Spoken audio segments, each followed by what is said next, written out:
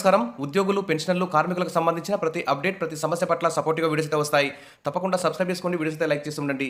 ఇక ఉద్యోగులు గానీ, కార్మికులు గానీ అందరికీ కూడా కనీస వేతనాలు అమలు చేయాలి. రాష్ట్ర ప్రభుత్వం ఆధ్వర్యంలో అనేక మంది కాంట్రాక్ట్ అవుట్‌సోర్సింగ్ ఉద్యోగులు, తర్వాత కార్మికులు, అంగన్వాడీ టీచర్లు, ఆయాలు, ఆశా కార్యకర్తలు ఈ విధంగా అనేక మంది అతి తక్కువ జీతాలకు పనిచేస్తున్నారు. కనీస వేతనాలు కూడా అమలు కావడం లేదు. కాబట్టి వారందరికీ మరి కనీస వేతనాలు అమలు చేయాలి. వారికి ఉద్యోగ భద్రత కల్పించాలి. క్లాస్ 3, క్లాస్ 4 ఉద్యోగులుగా గుర్తించాలని చెప్పేసి కోర్టులు తీర్పిస్తున్న, యూనియన్లు మొరబెట్టుకుంటున్న, కార్మిక సంఘాలు ఉద్యమాలు, ధర్నాలు చేసినా కానీ ప్రభుత్వాలు అయితే దిగిరావడం లేదు. దీనికి సంబంధించి మరి కార్మికుల వేతనాలపై హైకోర్టులో పిల్ అయితే వేశారు. ప్రభుత్వానికి హైకోర్టు కీలక ఆదేశాలు కూడా జారీ చేసింది. ఇక కనీస వేతనాల అమలుకి కోర్టులు అయితే సపోర్ట్ అయితే చేస్తున్నాయి. ఇది కార్మికులకు గుడ్ న్యూస్ అని చెప్పుకోవచ్చు. ఇక తెలంగాణ హైకోర్టు అయితే ప్రభుత్వానికి కనీస వేతనాల అమలుపై అయితే ఒక ఆదేశాలు అయితే జారీ చేసింది. కార్మికుల వేతనాలపై తెలంగాణ హైకోర్టులో ప్రజా ప్రయోజన వ్యాజ్యం అయితే దాఖలైంది. రాష్ట్రంలోని దాదాపు 73 శాఖల్లో 1,27,00,000 మంది కార్మికులైతే పనిచేస్తున్నారని తెలిపారు. 5 విభాగాల్లోని సంఘటిత కార్మికులు 47 లక్షల మంది ఉన్నారని కోర్టుకు వివరించారు. గత విచారణలో 6 వారాల్లో గెజిట్ అమలు చేయాలని ఆదేశించినట్లు వివరించారు. నేటికి ప్రభుత్వం గెజిట్ అమలు చేయలేదని తెలిపారు. వాదనలు పరిశీలించిన ధర్మాసనం 4 వారాల్లోగా నిర్ణయం తీసుకోవాలని చెప్పేసి తెలంగాణ ప్రభుత్వానికి ఆదేశాలైతే జారీ చేసింది. కనీస వేతనాలపై హైకోర్టు అయితే కీలక వ్యాఖ్యలు చేసింది. గెజిట్ అమలు కోసం కోర్టు అయితే ఆదేశించింది. ఇక సంఘటిత, అసంఘటిత రంగ కార్మికుల కనీస వేతనాల పెంపుపై తెలంగాణ హైకోర్టు కీలక ఆదేశాలు జారీ చేయడం ఒక గుడ్ న్యూస్ అని చెప్పుకోవచ్చు. ఇక 4 వారాల్లో వేతనాల పెంపు గెజిట్ అమలు చేయాలని కోర్టు ఆదేశించింది. దీనివల్ల వేలాది మంది, లక్షలాది మంది కార్మికులకు ప్రయోజనం కలుగుతుందని అభిప్రాయపడింది.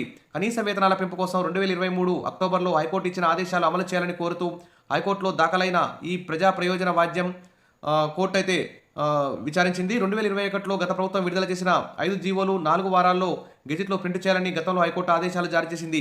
ఈ ఆదేశాలు అమలైతే రాష్ట్ర వ్యాప్తంగా 47 లక్షల మంది కార్మికులకు ప్రయోజనం చేకూరుతుంది. పిటిషనర్ తరపున న్యాయవాది చిక్కుడు ప్రభాకర్ కోర్టుకైతే వివరించారు. వాదనలు పరిశీలించిన ధర్మాసనం మరి కనీస వేతనాలు పెరిగిన ధరలకు అనుగుణంగా కనీస వేతనాలు అమలు చేయాలని తెలంగాణ ప్రభుత్వాన్ని ఆదేశించింది. లేని పక్షంలో సంబంధిత అథారిటీ కోర్టుకు హైకోర్టు స్పెషల్ బెంచ్ ఎదుట హాజరు కావాలని సూచిస్తూ తదుపరి విచారణను ఏప్రిల్ 11కి అయితే వాయిదా వేసింది. ఇక కనీస వేతన చట్టం 1948 యొక్క ముఖ్య నిబంధనలు ఇవి. ఈ చట్టం కనీస వేతనాలను నైపుణ్యం లేని, సెమీ స్కిల్డ్, నైపుణ్యం కలిగిన మరియు అధిక నైపుణ్యం కలిగిన వంటి వివిధ వర్గీకరణగా విభజించారు. ఈ వర్గాలు పరిశ్రమ, ఇతర వారి యొక్క నైపుణ్య స్థాయి ఆధారంగా ఈ కనీస వేతనాలు అయితే అమలు చేయాలి. ప్రభుత్వం నిర్ణయించిన కనీస వేతన రేట్లకు యజమానులు కట్టుబడి ఉండాలని చట్టం అయితే నిర్దేశిస్తుంది. ఈ కనీస వేతనాల చట్టాన్ని ఉల్లంఘించినట్లయితే జరిమానాలు మరియు జైలు శిక్ష కూడా పడే అవకాశం ఉంది.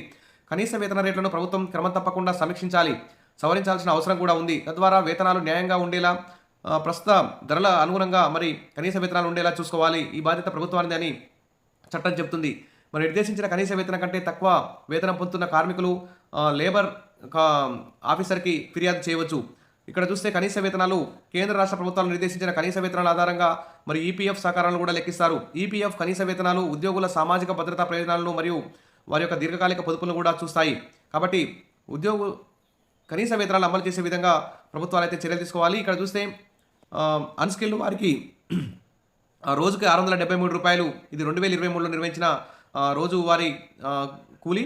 సెమీ స్కిల్డ్ వారికి 742 రూపాయలు, స్కిల్డ్ వారికి 816 రూపాయలు చెల్లించాలి. ఈ విధంగా కనీస వేతనాల సవరణ చేయాలని చెప్పేసి హైకోర్టు అయితే తెలంగాణ ప్రభుత్వానికి ఆదేశాలు జారీ చేసింది.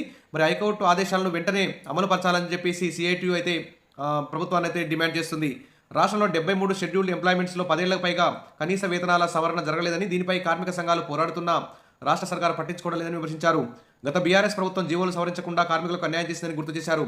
ప్రస్తుత కాంగ్రెస్ సర్కారు వేతనాలు పెంచకుండా డిఏలను కలిపి వేతనాలు పెంచినట్టు మొక్కుబడిగా ముసాయిదా గెజెట్లను ప్రచురించిందని తెలిపారు. కనీస వేతనాలు పెంచితే ప్రభుత్వాలపై పైసా భారం పడకుండా ఎందుకు ముందుకు రావడం లేదని ప్రశ్నించారు. పారిశ్రామికవేత్తలకు అధిక లాభాలు గడించి పెట్టేందుకు కార్మికులకు వేతనాలు పెంచకుండా పొట్టకొడతారా అని నిలదీశారు. పెరిగిన ధరలకు అనుగుణంగా కనీస వేతనాలు పెంచాలని సిఐటియు అయితే విజ్ఞప్తి చేసింది. ఇప్పటికైనా ప్రభుత్వం స్పందించి కార్మికులకు ప్రయోజనం చేకూరేలా కనీస వేతన జీవోలను సవరించాలని కోరారు.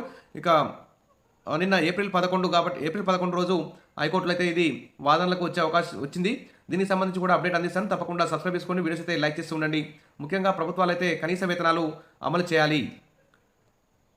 Thank you.